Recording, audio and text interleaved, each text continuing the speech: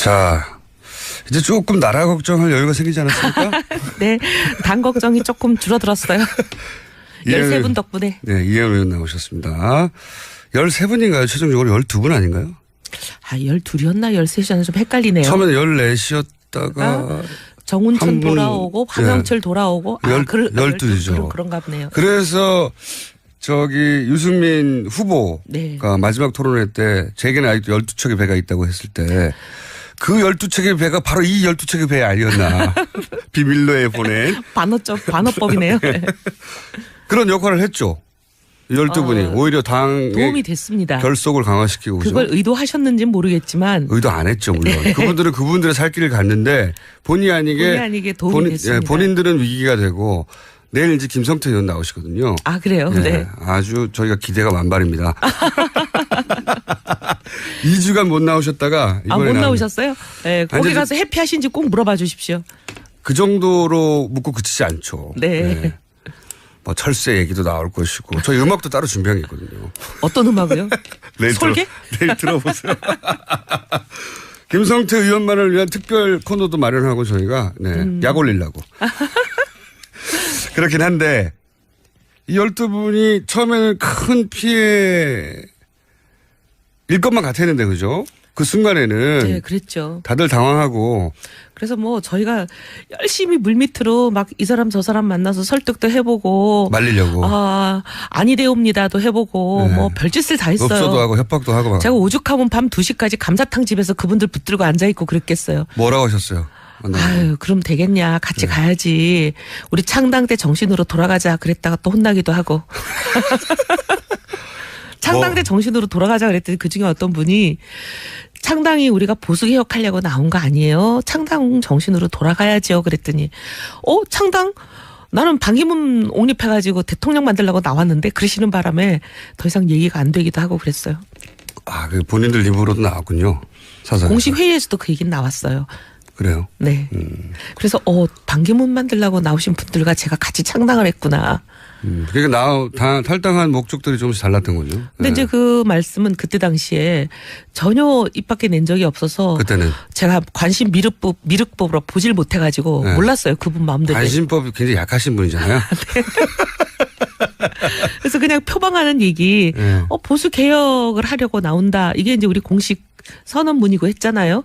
그래서 저는 그것만 믿었는데 알고 보니까 속내는 또 다른 게 있으셨더라고요. 뭐 정치인들이 정치적 목적을 가진 거는 저는 뭐 당연하다고 생각이 드는데 근데 이제 유승민 의원을 당시 마지막까지 당에 남아 있겠다고 하는 유승민 의원을 끄집어냈잖아요. 거의 뭐 협박해서 끄집어냈잖아요. 그러니까요. 자기는 새누리당 안에서 어떻게든 해보겠다고. 새누리당을 개혁해야 대한민국이 바뀐다라는 믿음으로 끝까지 안 나오겠다는 사람을 거의 협박해서 끄집어냈는데 알고 보니까. 그분들이 사실은 끄집어낸 거잖아요. 네. 그러면은 그게 앞뒤가 안 맞는 거잖아요. 그러니까 속으로는 반기문 전 사무총장을 옹립하는데 그런데 이제 여기도 필요하니까. 자체적인 세와 자체적인 주자가 있어야 하니까 액세서리로 필요했던 거 아닙니까? 불쏘시개죠, 뭐. 불쏘시개. 네. 페이스메이커. 네. 네. 그러다가 반기문 총장이 이제 스스로 넘어지자 그때는 갈 걸 몰라 하며 삼자연대나 뭐 그런 얘기 많이 나왔잖아요. 네. 빅텐트니. 네. 그 이유가 이제 애초에 유승민 후보에게 마음이 없었기 때문에 이제 그런. 그러니까 보니까 그때 이제 그분들의 속마음이 드러났는데 유승민을 대통령으로 밀 생각은 제로다 이런 마음이신 것 같아요. 처음부터 없었다. 네. 네. 그러다 보니까 이제 유승민 후보가 지지율도 낮고 하니까 그 핑계 겸하여 결국은 당을 떠나게 됐다. 근데 현실적인 고충도 있긴 있었잖아요. 그분들이. 있긴 있죠. 근데 뭐 인생 살면서 어려운 때마다 그렇게 신발 바꿔 신으면 도대체 평생 몇 번을 신발을 바꿔 신겠어요. 근데 자기 하부 조직이 이렇게 흩어지고 지방선거가 얼마 남지 않았고. 뭐 우리는 안 그런가요? 남아있는 사람들 지역은 더한 지역들도 많아요. 하지만 가치라는 게 그리고 정치라는 걸 하면서 자기 뭐 밥그릇 때문에 정치하는 거를 좀 우린 지향하고 싶은 거잖아요. 밥그릇도 중요하죠. 근데 지금 근데 제일 더 중요한 건 제일 중요해서는 안 되는 건데. 더 중요한 거는 가치를 중시해야 되는 게 우리 이제 생각인데 우리하고 좀 생각이 달랐던 거죠. 돌아간 분들 물론 내일 이제 김성태 의원이 나와서 얘기를 하겠지만 돌아간 분들이 거기서 마음이 굉장히 불편할 것 같아요. 그중에 어떤 분을 얼마 전에 뵀는데 네. 우연히 예. 행사장에서 예. 제 옆자리에 앉으셨어요. 그래서 아유 어떠세요? 해피하세요? 제가 예. 이랬더니 예. 죽겠습니다. 죽겠습니다. 그러시더라고요. 그러니까요. 네. 그래서 거기서도 환영받지 못하고 되돌아올 수도 없고. 근데 갔더니 또 본인들이 탈당하는 이유 중에 하나의 또 친박 계보도 다시 다 돌아와 있고. 이거 어떻게 해야 될지 모를 것 같아요. 아니 거기다 본인들 복당을 받아주면서 친박들 소위 그나마 아주 미온적인 징계, 그 징계라고도 볼 수 없고 청산이라고 풀었죠, 전혀 다 볼 수도 없는 거를 아예 다 해제를 해버렸잖아요. 그러니까요. 그러니 그러니까 뭐 서로 마주보고 있어야 되잖아요. 그러니까 친박들은 이제 완전히 그 어떻게 보면 부활하신 거죠. 그걸 어떻게 견딜까요? 그 어색한 상황을. 그러니까 아마 힘드실 내일 거예요. 내일 많이 약 올려야지. 반면 네. 바른정당은 어제 연찬회도 있고 했는데 분위기가 굉장히 좋아졌겠습니다. 네, 뭐 사실은 이제 생각이 좀 다르던 분들이 떠나시고 나니까 이제 생각이 같은 사람들끼리 거의 남은 거잖아요. 물론 네. 뭐 부모 자식 간에도 생각이 다른 게 인생인데 모든 만사에 뭐 저희 한 170명 되는 사람들이 거의 똑같다 이렇게 볼 수는 없는 건데 그래도 거의 다수가 절대 다수가 한 90% 95%가 생각이 같아요. 이제 비슷한 생각을 예. 했다. 그래서 뭐 저기 대선에 대한 평가도 그래도 우리 부족했지만 선전했다. 국민들께서 우리 부족한 거를 국민들께서 그래도 나름 많은 표를 주셨고 우리 부족한 거에 비하면 국민들께 감사하고 그다음에 이제 보수 개혁에 불씨 좀 살려서 너희들 잘해봐라 이렇게 우리한테 좀 숙제를 주신 거 아닌가 우리 이 숙제 잘하자 이렇게 막 분위기 맞아. 의기투합. 예. 네. 지지율 계속 꼴찌였다가 막판에 4위로 올라왔고. 그것도 그렇고 그 호감도도 굉장히 올라왔고요. 유승민 후보에 대해서. 네. 이번은 아니지만 다음 뭐 그다음 하여튼 주목해야 될 정치인이다. 여기까지 완전히 올라왔으니까요. 예. 그리고 밖에 나가면 그런 얘기를 은근히 많이 들어요. 이제 보수들 중에 제가 이제 특강도 가느라고 지방 도시도 좀 가보고 며칠 그랬는데요. 막판에 이제 홍준표 후보가 문재인 후보를 이겼다고 막 그 사실과 다른 여론조사도 막 카톡으로 돌고 그랬잖아요. 네.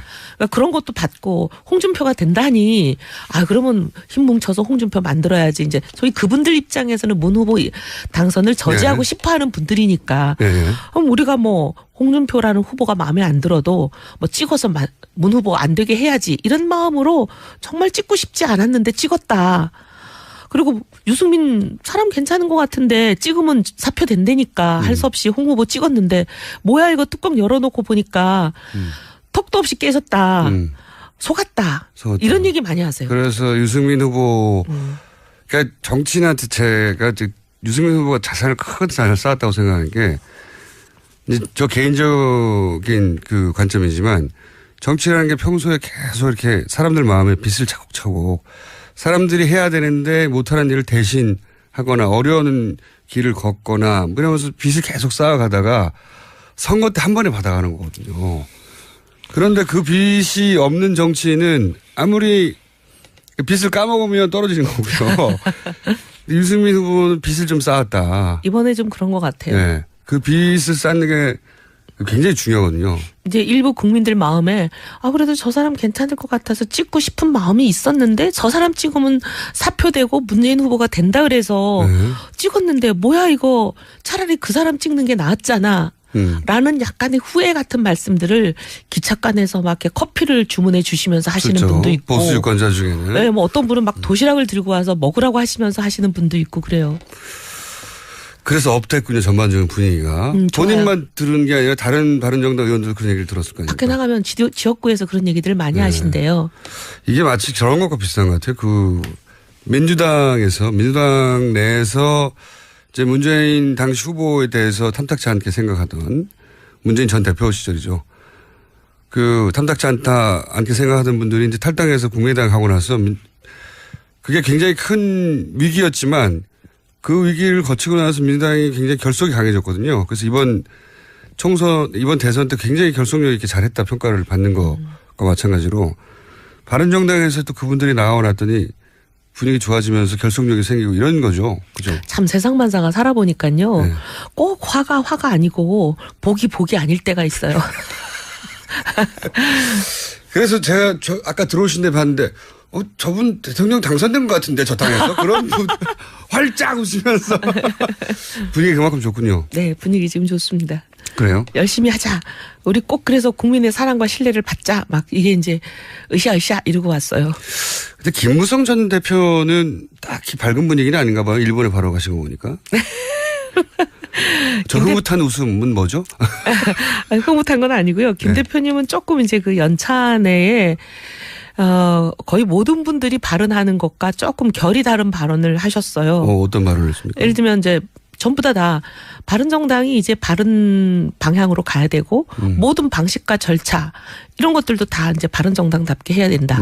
우리가 처음에 창당했을 때는 시간이 없었으니까 불과 며칠 만에 지도부 뽑아야 되고 그렇죠, 하니까 그렇죠. 한 달 이상 걸리는 전당대 이런 거 하고 앉아 있을 형편이 안 돼가지고 네, 추대했죠. 그냥 뭐 몇 사람이 모여갖고 특히 이제 소위 당의 지분을 갖고 있다고 생각되는 대주주 몇 명이 협의해서 정한 거잖아요. 소위 김무성계. 네. 그렇게 해서 이제 정했는데 뭐 이제 당직자 중에 지금 다 사퇴하고 남은 건 원내대표 정책위 의장인데 뭐 그중에 어떤 분이 지속적으로 하시는 말씀이 아직도 안철수 지지해야 된다. 이런 얘기를 하시기도 하고. 아, 그래요? 굉장히 좀 소위 해당 행위에 해당하는 발언들이 주 있는 거죠. 원내대표가요? 아니 주 원내대표는 아닌데 네. 하여튼 그런 분이 있어요. 있어요? 그날 연차 내에도 국민의당과 통합해야 된다고 유일하게 발언하신 분이에요. 그래요? 예. K. 그랬는데 L이요?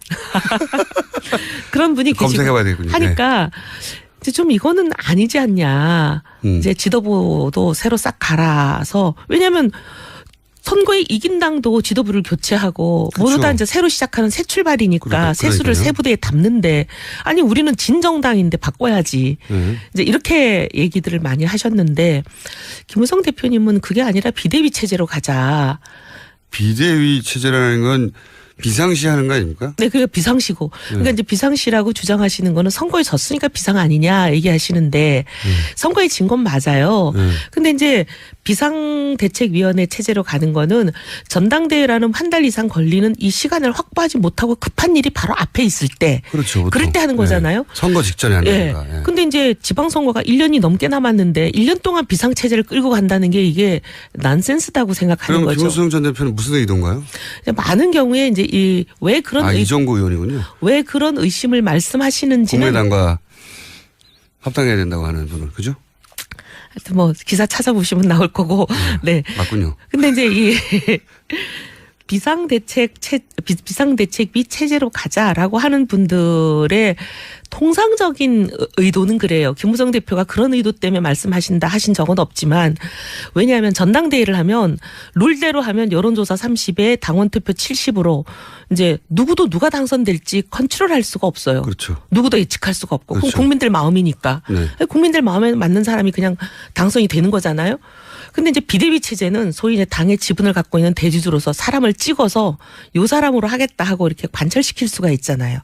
그래서 많은 경우에 비대위 체제로 가자고 하는 거는 주로 대주주를 입장에서는 본인들 뜻대로 하고 싶을 때 하는 거죠. 대주주 마음에 맞는 입맛에 맞는 사람을 세우고 싶을 때 그런 이제 명분으로 그런 방식을 많이 들고 나오죠. 김무성 전 대표는 이제 김무성 개라고 해야 될까요? 김무성 개가 다 탈당했잖아요. 네, 탈당해서 김무성 의원님만 계시죠. 그러니까요. 그 대주주가 아니잖아요. 이제 어떻게 해요. 근데 이제 마음만 대주주인 경우도 있죠. 이게 좀 뭐랄까 정치적인 진로에 대한 근본적인 고민 같은 게 있을 수도 있겠군요. 그래서 일본에 왜 가셨는지는 모르겠어요. 근데 어쨌든 그 연차 내에서의 발언을 보면 전체적인 사람들이 이틀 동안 한 발언과 완전히 좀 결이 다른 발언을 하셨어요. 이번 대선을 거치면서 정치적 영향력이나 또는 뭐 말씀하신 대로 지분이나 가장 많이 추락한 정치인 중에 한 사람이 김무성 전 대표예요. 제가 보기에는. 많은 분들이 그렇게 바른정당 안에서도 그렇게 하고. 네, 많은 분들이 그렇게 말씀을 하시더라고요. 언론 기사나 그런 것도 그렇고. 자신의 계보는 또 다른 당에 가버렸고 그 다른 당으로 간 것이 뭐 미래를 위한 투자가 되거나 발판이 되기도 힘들게 대중적으로도 공격받고 있고 본인은 이 당에 남아있는데 이 당에는 또 대주주였었지만 지금은 대주주라고 할 수 없잖아요. 혼자 남았으니까. 실질적으로는 그런 편이죠. 네. 그래서 굉장히 이렇게 외소해졌다. 영향력과 지위가. 그렇게 판단이 되는데 맞죠? 이게 일반적인 평가예요. 그래서 일본에 가셨구나. 그리고 방금 말씀하신 그 당대당 통합 얘기 이종구 의원이 주장하고 또 국민의당 내에서도 화답하는 사람 의원들 일부 있습니다. 그 의원들끼리는 이런 얘기가 오갔다는 겁니까 예전부터? 국민의당 일부 혹은 바른당 일부 내에서? 이종구 의원님 성격상 다른 당에 계신 분들하고 긴밀한 협의를 하고 그러실 것 같지는 않은데 그냥 본인 생각 아니신가 싶어요. 그 협의 없이 그냥 그런 말을 지금 할까요? 타이밍에서? 이제 뭐 보면은 원내대표 주승용 전 원내대표죠. 이제는 새 네. 원내대표가 뽑혔으니까 주승용 원내대표가 이제 그렇게 얘기를 했잖아요. 없다고. 예. 그랬는데 이제 그 부분에 대해서 이종구 의원님이 아주 그냥 한 달 전부터 계속 하고 계시던 얘기죠. 심지어 그렇죠. 뭐 국민의당, 바른정당 거기다 심지어 자유한국당에 있는 비박들까지 합해서 한 100인 지지선언을 해야 된다. 네. 그때는 안철수 후보에 대해서. 안철수 후보 지지선언을 해야 된다는데 그때는 대선 전이잖아요. 대선 네. 기간이잖아요. 다른 당 대선 후보를 지지선언을 여러 당이 모여서 한다는 게 이게 참 상식적으로 이해가 안 되는 그런 말씀을 막 하시고 그랬죠. 네. 안철수 전 후보에 대한 어떤 호감도가 굉장히 높은가 봅니다. 개인적으로. 그렇게 이해해야 되나요? 아니면 다른 해석들도 있죠. 어떤 해석들이 있습니까? 이제 왜냐하면 호남 예. 지금 이제 대선 결과를 보니까 호남에서도 그렇게 선전하지 못했다 국민의당이 예. 이런 결과가 나왔지만 그 대선 전까지만 하더라도 호남 지역구 의원들 상당수가 국민의당에 있다 보니까 국민의당이 호남 기반이 단단하다 이런 인식을 갖고 있었잖아요. 네네. 근데 이제 이종구 의원님 호남 출신이시고 여러 가지 이제 뭐 사람들 이게 여의도 참새들 얘기예요. 참새들. 강남을 떠나서 예. 호남으로 지역구를 옮기시려고 그러나 이런 얘기까지들 한 사람들이 있었어요. 아, 그런 해석도. 네. 그게 뭐 해석 중에 하나지 꼭 그랬다는 얘기는 아니지만. 네. 예. 잘 이해가 안 가니까 그런 해석도 하는 거겠죠. 네, 다들 왜 그러실까 하면서 네. 이제 나오는 해석들이 그런 게 대선 있었어요. 기간 중에 다른 세 당이 모여가지고 자기당 다른 후보가 아닌 남의 당 후보를 지지한다. 지지하는 선언은 있을 수가 없죠. 안 일어나죠 절대. 아니 그런 제안도 그런 아이디어도 들어본 적이 없는 것 같은데요. 그렇군요. 약간 자기 그 본인만의 아젠다가 있나 본데 그 저희가 이정구 의원과 직접 인터뷰해가지고 왜 그러셨는지 한번 물어보기로 하고. 그런데 어쨌든 바른정당도 이제 다른 당들도 마찬가지지만 백서도 만들고 부족했던 점들도 보완하고 해야 하는 그런 작업이 필요하잖아요. 네. 네. 그리고 바른정당의 마지막 선전은 사실은 하늘이 도왔지. 우리 스스로 잘한 것이라기보다는 하늘이 도왔어요. 네. 정말로 12척의 배가 떠나가봄으로 해서 그것도 우연히 그러니까 의도하지 않은 것이고 저쪽에서 의도했겠죠. 거꾸로 반대로. 피해를 주려고 했는데 그게 덕이 된 거잖아요. 그리고 이제 그 딸 문제 같은 경우도 누구 기획한 게 아니잖아요. 기획한 게 아닌데 일종의 사고를 당한 건데 그게 그 사고가 전화위복이 됐고. 예. 뭐 꼭 나쁘게 작용하지는 그렇죠. 않은 것 같아요. 그게 이제 그 약한 후보에 대한 그 동정심과 이렇게 연결되면서 부당함에 대한 그러면서 실제 정의당에서도 그런 분석을 많이 하던데 20대 유권자 중에 남성 유권자 중에 경제 정책은 뭐 진보적이지만 보수적인 성향을 가진 남성 어느 연령대나 보수층은 있으니까요. 그 층이 애초에 정의당을 지지하다가 바른정당으로 많이 옮겨간 걸로 자기들은 이해하고 우리가 있다. 또 정의당과 상당히 불편한 관계에 가야 되는 건 아니겠죠? 그러니까 저는 궁금한 게 그런 그러니까 자기 지지층을 여기 나오실 때부터 예전부터 얘기했지만 자기 지지층 분석이 잘 안 되고 있어서 자꾸 대구에 갔는데 유승민 후보 대구 가지 말고 서울에 오고 빨리 방송에 나오라고 여러 차례 얘기했잖아요. 그 유승민 후보한테 유승민 후보는 여기 지지층 수도권의 젊은 층한테 어필해야 된다고 계속 말씀드렸는데 결국 막판에 가서야 좀 했죠. 예. 그 막판에 가서 유승민 후보도 좀 깨달았나요? 아니 제가 굉장히 강하게 밀어붙였어요. 제가 이제 일정 담당이었잖아요. 네. 진짜 일정을 안 하셨다면서 그전에는. 계속 안 하는데 나중에는 아예 제가 그냥 세게 이렇게 해야 된다. 네. 처음에는 그냥 건의 정도 하다가 나중에는 그냥 세게 얘기했어요. 대학가에 우리 지지층들이 바글바글 하는데 대학가 순례를 하자. 예. 그랬더니 나중에 이제 마지못해 그러기도 하고 워낙 후보가 이제 막판에는 바빠지니까 일일이 저랑 싸울 시간이 없었던 것 같아요. 자기가 어디로 가는지 뭘 끌려갔어요. 예, 그냥 나중에 후보가 너무 바빠갖고는 뭐 경황이 하나도 없잖아요. 자기가 어디인지도 모르고 막 그냥 여기가 대구 동성로인 줄 알고 대학로에 간 거 아니에요? 뭐 일정표 짜가지고 그냥 언론에 막 공개하고 하니까 이제 일종의 후보도 조금 약간의 반자의. 네, 처음에는 갸우뚱했는데 네. 강남역에 처음 가고 나서 후보도 깨닫지 않았나? 후보도 아마 그때 봤을 거예요. 처음으로? 예, 처음인지는 모르겠는데 네. 대구 동성로가 오히려 처음이었을 것 같아요. 네. 대구 동성로를 여러 번 갔는데 선거 중에 처음 간 날, 왜냐하면 이거 우리 좀 창피한 얘기지만 기성정당들 소위 이제 양쪽에 있는 민주당 또 그리고 자유한국당 이런 데는 뭐 40-50년 전통도 있지만 그리고 한 번 당원 가입하면 대부분 사람들이 길을 쓰고 탈당을 확인하고 탈당계를 내고 그러지 않거든요. 잘 안 하죠. 그래서 그냥 내놓은 입당 원서가 그냥 수십 년째 오는 사람들이 많아요. 네네. 그래서 당원 DB가 보면 사망자도 수두룩해요. 그럴 수 있죠. 이제 그게 이제 누적 당원 수가 뭐 200만 이민 간 사람도 많습니다. 이민 간 사람도 많고 심지어 그 사이에 당적을 또 다른 데로 옮겼는데 여기 탈당 정리가 안 되고 딴 데 가 있고 막 이런 이중 당덕들도 많고 그래요. 네. 그러다 보니까 그 200만 당원이라고 하는 게 사실 뭐 실제 활동하는 당원은 뭐 10분의 1을 뭐 이런 맞습니다. 거거든요. 네. 근데 이제 그런 어쨌든 간에 기성 정당들은 그래도 동원할 사람이 있는 거잖아요. 예, 예. 그래서 우리가 그 정당에 연락처가 있었을 때, 있죠. 예. 그 정당에 있었을 때 이제 선거 운동은 동원해요. 언제 어디까지 몇 시에 나와라. 뭐 태극 그때 당시는 태극기 들고죠. 네. 지금은 이제 태극기 집회가 조금 이상하게 변질이 됐기 때문에 태극기 들고 나오시는 것 같지는 않은데 네. 모여라 하면은 이제 막 사람을 긁어 모아요. 그렇죠. 예. 그래서 막 동원도 하고 막 조직이 차도 무서운 거죠, 태워가고 막 그게. 예. 이렇게 해서 하니까 어쨌든 유세장에 적어도 한 300-400명은 늘 서 있어요. 늘. 근데 여기 서 있는 사람이 저기 서 있기도 하지만 예. 전국에 똑같이 사람들이 대부분 서 있지만 근데 그런 우리 동원 능력이 저희 당이 뭐 탄생한 지 100일도 안 된 상태에서 선거 시작했잖아요. 네. 없죠. 그러니까 그냥 사실 유세를 할 때 사람들이 그냥 지나가시고 후보는 마이크 들고 유세를 하고 굉장히 좀 황당한 예. 그리고 나름대로 황량하죠. 유세 차 앞이 황량합니다. 네, 그런 유세를 하다가 예. 그 동성로에 갔을 때 구름같이 막 사람이 몰려들고 젊은 애들이 와서 사진 찍자 그러고 사진 찍자는 바람에 밤 12시까지 거의 물도 못 드시고 서 계신 거 아니에요? 20대한테 어필한다는 걸 처음 알았군요, 그때. 그때 놀랬던 것 같아요. 아, 뭐야.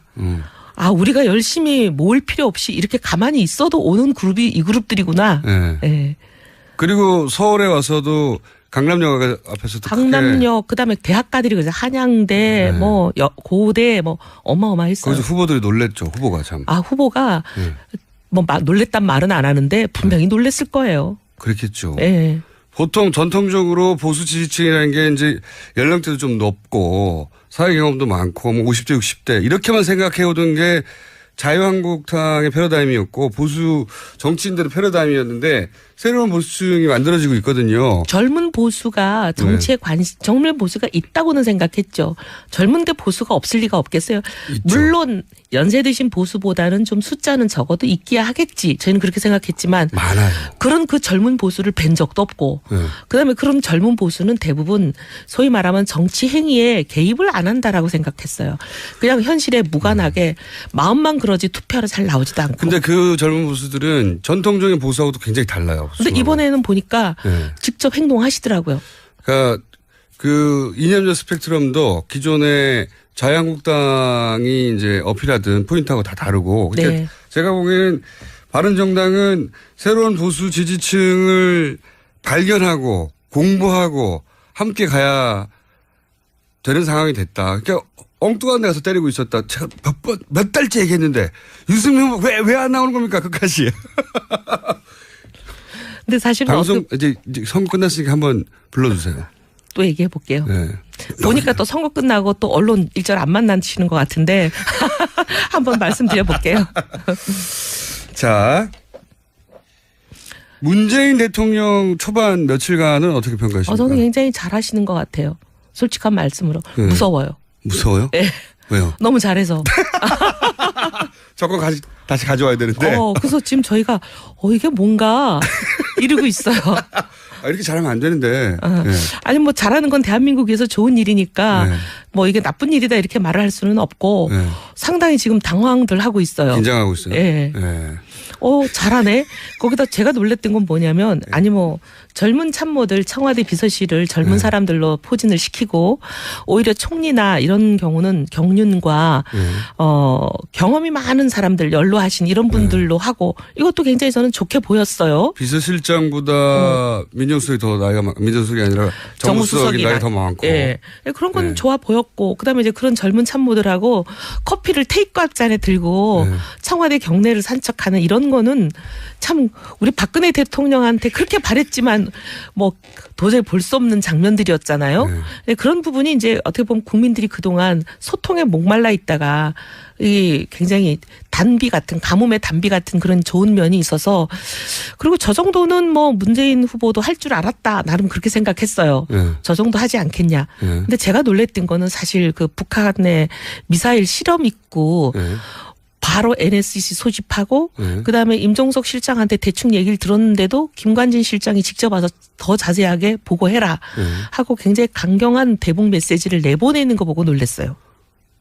그건 놀랍지 않았는데 저는. 아 그래요? 근데 왜냐하면 보수들은 계속 그동안 문재인 대통령의 대북관에 대해서 온갖 얘기들을 많이 했잖아요. 북한 미사일 쐈는데 잘했을 겁니까? 대통령이 당연히 근데 그거는 오히려 보수가 만든 프레임에 보수 스스로 빠진 것도 있는 것 같아요. 그래서 제가 의외로 상당히 박수 받겠다 그런 생각하면서. 그러면 안 되는데 유승민 다음 기회가 있어야 되는데. 그러면 이런 건 어떻습니까? 최근에 나온 질문 중에 그 뉴스 중에 청와대 거울방 얘기 나왔어요. 전 너무 놀랐어요. 호러 영화에 보면은 거울방들 나오지 않아요? 완전히 뭐 제가 이게 공포 영화 같기도 하고 거울이 있으면 좀 무섭지 않나요? 저도 그게 뉴스가 좀 무서웠어요. 상상을 해보면. 저는 좀 약간의 뭐랄까 오싹한다 그럴까? 그렇죠. 좀 오싹했어요. 아니 그리고 왜 그러셨는지가 너무 궁금해요. 저도 궁금한데 물을 수가 없잖아요. 네. 그래서 제가 여쭤본 겁니다. 저도 몰라요. 가까이 계셨으니까. 아니 뭐 그분 방에 가본 적이 없으니까. 거울을 자주 들여다보셨나요? 평상시에도? 거울 보시는 거는 제가 뭐 저야 뭐 이제 공식 석상에 나왔을 때만 보지. 거울 다 본 다음에 나오셨나요? 네. 공식 석상에서야 거울 보지 않죠. 공식 석상에 계시는 것만 봤기 때문에. 자 그러면은 조만간 아마도 당대표에 출마하지 않을까 싶은 바른정당의 이혜원 의원이었습니다. 오늘 여기까지 하겠습니다. 감사합니다. 네. 감사합니다. 김어준입니다. 3부에서 뵙겠습니다.